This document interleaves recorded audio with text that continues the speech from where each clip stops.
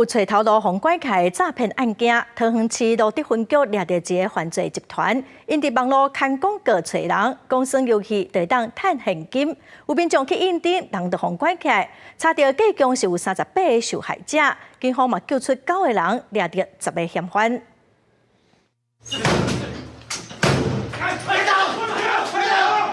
专副部长破门入去，桃园罗德分局去年8月接到南华一家社区大楼报案发生暴力拘禁的案件，其中一个被害者未堪为虐待，并过阳台到处报案，警方赶到现场，成功救出9个被害者，不过嫌犯早都已经逃到无影无迹。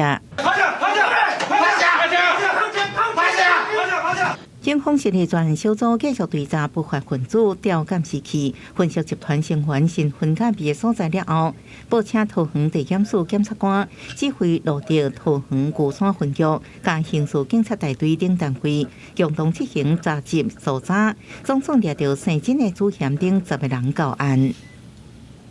当场查获犯案手机等赃物，本案经清查，共38名被害人遭拘禁或诈骗财物。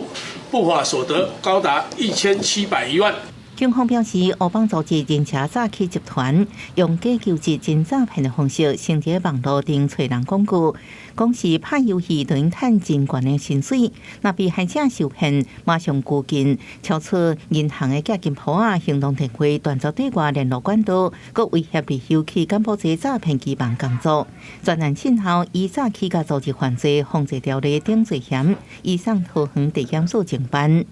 记者综合报道。